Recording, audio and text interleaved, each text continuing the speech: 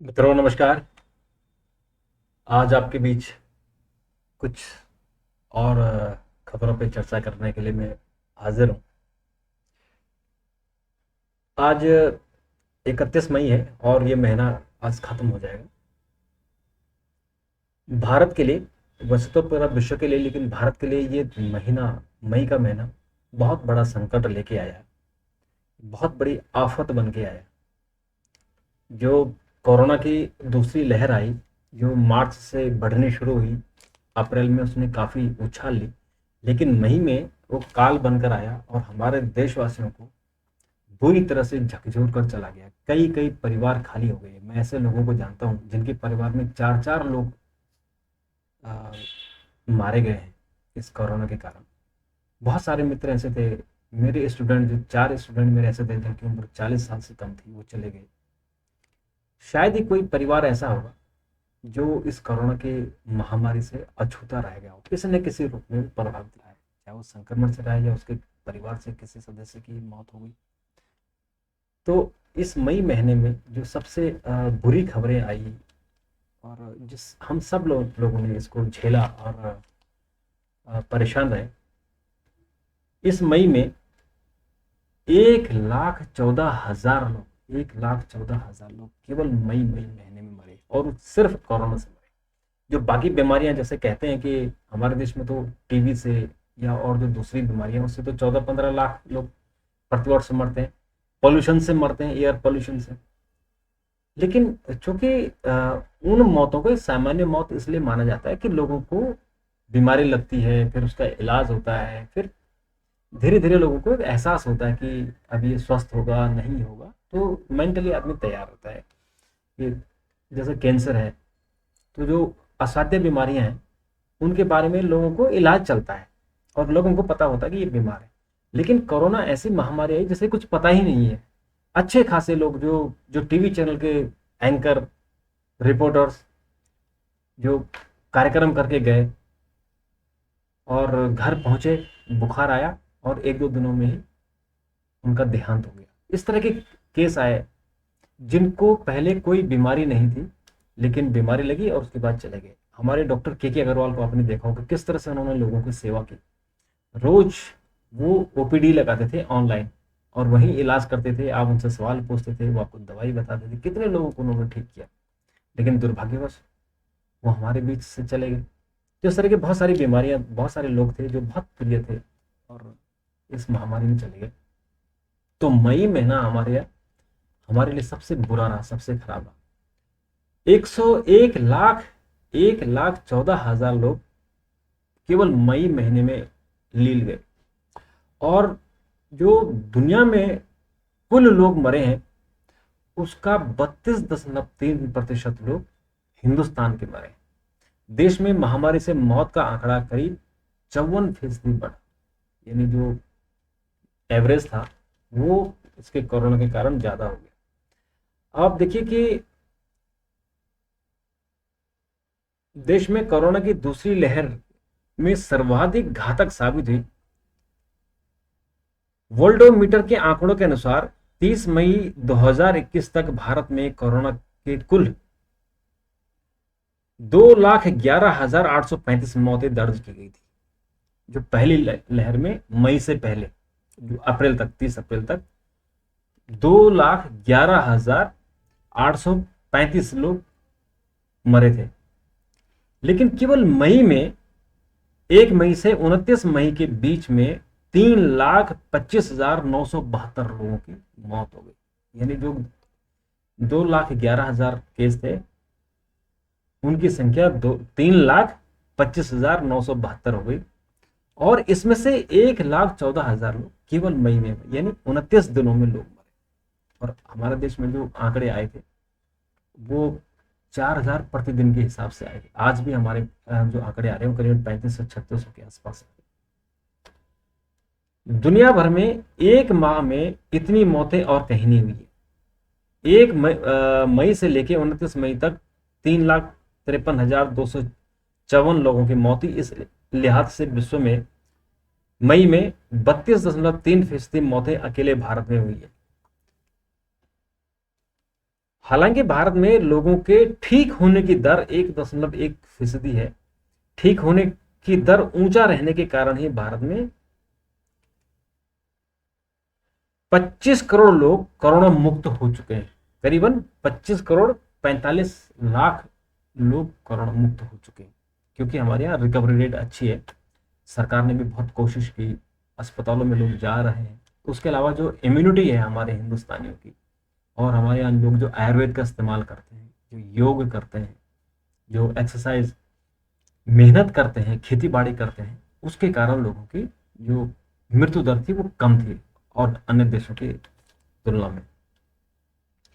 एक महीने में हमारे देश में 29 दिनों में 87,36,398 नए संक्रमित केस आए।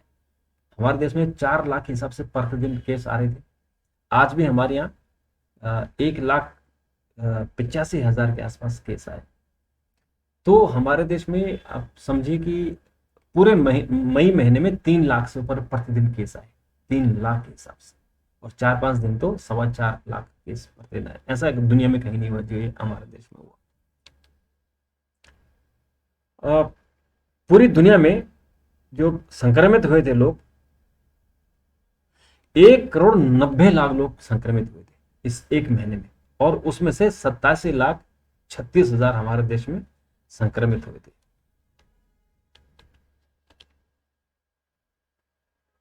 देश में 30 अप्रैल 2021 तक कोरोना से उबरने वालों की संख्या 1,56,00,000 थी, जो 29 मई तक बढ़कर 2,54,00,000 हो गई है। इस दौरान 98 लाख लोग कोरोना से ठीक हुए। जो पूरी विश्व की बात करें तो पूरी विश्व में 2,23,00,000 लोग संक्रमण मुक्त हुए पूरी दुनिया में। तो ये क्योंकि अभी लोगों के पास थोड़ी सी दवाई आ गई, टीका आ गया, या उसके डॉक्टरों ने कुछ तोड़ निकाल दी, तो इसलिए मृत्यु दर थी उसमें थोड़ी सी कंट्रोल हुआ। लेकिन हमारे देश में आज भी करीबन 4,000 के आसपास, 3,000 से 4,000 के बीच में केस आ रहे थे। इस दौरान मई में आपने देखा कि जब हमारे देश में हाहाकार मचा हुआ था ऑक्सीजन के लिए, लोगों को जीने के लिए ऑक्सीजन नहीं मिल रहा था, तो कैसे हमारे देश में कुछ ऐसे भी राक्षस थे जिन्होंने ब्लैक मार्केटिंग की, ऑक्सीजन को बेचा और कई कई दामों में बेचा। जो ऑक्सीजन कॉन्सेंट्रेटर होता है, जो सामान्य तौर पे 15,000 से लेकर और 40,000 तक के बीच में आ जाता है। एक अच्छा, अगर आप अच्छी कंपनी का लें, जापानी लें या कोरिया का लें, तो आपको 30 से 35, 40,000 तक अच्छा मिल जाएगा। तो जो एक साधारण सा छोटा सा जो कॉन्सेंट्रेटर है, ऑक्सीजन कॉन्सेंट्रेटर, उसको लोगों ने 1.5 लाख में बेचा, और अच्छे की तो कोई कीमत नहीं थी, 7 लाख 8 लाख में बेचा। जो रेमडेसिविर इंजेक्शन था, जिसका इस कोरोना से कोई मतलब नहीं था, उसको भी लोगों ने 40,000 रुपए में एक इंजेक्शन बेचा, जिसकी मार्केट कॉस्ट का लगभग 800 रुपये है। ऐसे बहुत सारे राक्षस हमारे देश में पैदा हुए जिन्होंने ऑक्सीजन की जगह अग्निशमन यंत्र बेच दिया। जो आग बुझाने का जो लाल रंग का जो सिलेंडर होता है, उसको ऑक्सीजन की जगह लोगों ने बेच दिया। एक फैक्ट्री तो सील हो गई है हिमाचल में। जो रेमडेसिविर इंजेक्शन था, उसमें ग्लूकोज डाल के, जो ग्लूकोज जो डिप चढ़ती है इंसान में, बीमार आदमी को, उसमें डाल के लोगों ने बेच दिया 40-40 हजार। तो ये देश, जो हम नैतिकता की बात करते हैं, हिंदुस्तान की बात करते हैं, हम भारतीय संस्कृति की, कैसे वो इस दौरान हमारी संस्कृति तारता है। ये क्यों हुआ? क्योंकि हमने बेफिक्री कर दी। हम लोग घरों से निकल पड़े, बाजार सामान्य तौर पर भीड़ लगने लगी, हमने 2 गज दूरी का पालन नहीं किया, और ऑफिस भी पूरी तरह से खुल गए, फैक्ट्रियां भी पूरी तरह से खुल गई, मेट्रो बसें सब चलने लग गई। तो ये सब उसके बहुत सारे कारण थे। लेकिन अभी भी अगर हम संभल जाएं, क्योंकि जो आज जो केस आए हैं, करीबन 1,90,000 के आसपास आए, जो 4 लाख से घट गए। ये एक पॉजिटिव बात है, लेकिन 1,90,000 आना बहुत बड़ी बात है, क्योंकि अमेरिका में, ब्राजील में जहाँ के 60-70 हज़ार थे, वहाँ 22,000 20,000 के आसपास हो गए। तो हमारे यहाँ अभी भी 2 लाख के आसपास आ रहे हैं, बहुत ज़्यादा आंकड़ा है। इसमें सरकार तो जो कर ही रही है, लेकिन इसमें हम सबकी नागरिकों की बड़ी भूमिका हो जाती है, और उसमें हम सबकी भूमिका है, हम सबको जागरूक करें, लोगों को बेवजह फालतू में घर से बाहर ना निकलने दें। इसके अलावा एक जो खबर है वो महत्वपूर्ण भी हम सबके जीवन से जुड़ी हुई है। आज 1 जून से, यानी कल से, 5 ऐसे नियम हैं जो हम सबको प्रभावित करेंगे। एक नियम क्या है? जो पीएफ खाते हैं उसको आधार से जोड़ना जरूरी है। अगर आधार से नहीं जुड़ा होगा तो वो डिसेबल हो जाएंगे, इसलिए उसको आधार से जोड़ना है, और उसलिए भी वो जोड़ना जरूरी भी है, क्योंकि बहुत सारी कंपनियां ऐसे हैं जो फ्रॉड होती हैं, आपका पीएफ का पैसा ले लेती हैं, जमा नहीं करती हैं, आपके पीएफ का पैसा वो खा जाती है। बहुत सारे ऐसे केसेस चल रहे हैं इसमें, ईपीएफओ में, कि कर्मचारियों को का पीएफ ले लिया लेकिन जमा नहीं किया और उसको नहीं दे रहे हैं, और अब वो धक्के खा रहे हैं। तो इसलिए अगर आधार से जुड़ जाएगा तो आपको डे टू डे जो डेवलपमेंट होगा, जो भी आपके खाते में पैसा जाए, वो आपको पता चलता रहेगा। दूसरा, आयकर विभाग ने अपनी जो वेबसाइट है,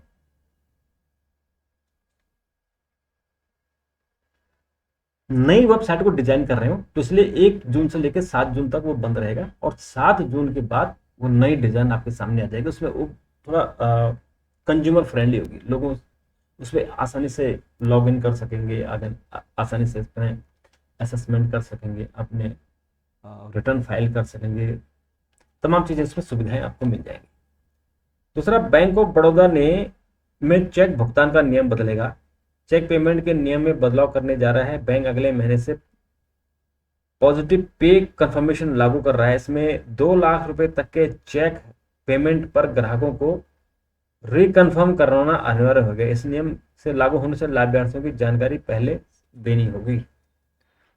दूसरा, जो यूट्यूब है, देखिए ये बात बहुत गलत है कि यूट्यूब यूजर हैं, जो कंटेंट प्रोवाइडर हैं, उनसे 24% के हिसाब से टैक्स लिया जाएगा। अब देखिए, जो यूट्यूब कंटेंट प्रोवाइडर हैं, जो कंटेंट बना रहे हैं, वो अपनी मेहनत कर रहे हैं। तो अब अमेरिका में रूल है कि जो यूट्यूब है, ये तो 55 करीबन 45% ये लेता है, उसमें से 24% टैक्स और लेंगे। तो जो बड़े बड़े कंटेंट प्रोवाइडर हैं, जिनके पास लाखों रुपए की कमाई है, उनको तो शायद ज़्यादा फर्क नहीं पड़े, लेकिन जो छोटे कंटेंट प्रोवाइडर है, जिनकी इनकम ही 2-4 हज़ार रुपये होगी, उसमें से 24% भी चले जाएंगे, तो उसको क्या बचेगा? मतलब लोगों को प्रोत्साहन देना चाहिए, न कि इस तरह से टैक्स लगा के, जो ये गब्बर टैक्स जिसको हम बोलते हैं, ये गब्बर टैक्स ही हुआ कि अननेसेसरी आप, कोई आदमी अगर 1 पैसा कमा रहा है तो आपके वहाँ पे खुद दृष्टि पहुंच जा रही है, आप वहाँ टैक्स लगा दे रहे हो, उनसे लूटना शुरू कर देते हो। तो बेसिकली लूट ही है। दाऊद इब्राहिम बंदूक के दम पे लूटता है, और सरकारें, चाहे हमारी हो चाहे अमेरिका की हो, किसी की भी हो, वो डंडे के बल पे, ताकत के बल पे लूटती है। आज एक और थोड़ी सी पॉजिटिव खबर है कि लॉकडाउन के कारण जहां औद्योगिक उत्पादन प्रभावित हुआ, कम हुआ, वहीं लोगों का जो कारोबारी उत्साह है वो कम नहीं हुआ। इस बीच लोगों ने बड़ी संख्या में नई कंपनियों के गठन के लिए आवेदन किए कॉर्पोरेट अफेयर्स मिनिस्ट्री में, और 12,555 नई कंपनियों का रजिस्ट्रेशन। यानी लोगों के भी जो जज्बा है, वो जज्बा कायम है, और जो भी हो, ये परिस्थिति से जब हम उभरेंगे तो फिर अच्छी अच्छी चीज़ें हमको मिलेंगी। आज आपको याद होगा कि मेहुल चौकसी, जो हिंदुस्तान का भगोड़ा है, बैंकों से, रिजर्व बैंक से कर्ज लेने के बाद भाग गया था, और भी बैंकों को उस पर कर्ज है। वो डोमिनिका में पकड़ा गया है। वो असल में एंटीगुआ और बारामूडा के बीच में वो डोमिनिका जा रहा था, और वहाँ जो वहाँ के बारामूडा के पीएम है गैस्टन ब्राउन, उन्होंने कहा कि वो अपनी गर्लफ्रेंड को लंच के लिए या आउटिंग के लिए लेके जा रहा था। ये भी कमाल की बात है कि जिस आदमी पर कानून की तलवार लटकी हो और जो जान बचाने के लिए विदेशों में भाग रहा हो, कभी यूरोप दिखाई देता है, कभी कनाडा दिखाई देता है, कभी कहीं दिखाई देता है, और अब वो जान बचाने के लिए छोटे छोटे जो टापुओं का देश है वहां गया, और वहां भी वो गर्लफ्रेंड के चक्कर में पकड़ा गया, और अब उसको भारत लाने की तैयारियां चल रही हैं। उसको बारामूडा ने कहा है, एंटीगुआ, कि हम उसको दे देंगे, लेकिन वहाँ की जो हाई कोर्ट है उसने अभी उस पर बैन लगा दिया, स्टे कर दिया। तो वो स्टे हो सकता है कि कुछ दिनों में खुल जाए, लेकिन ये स्थिति है कि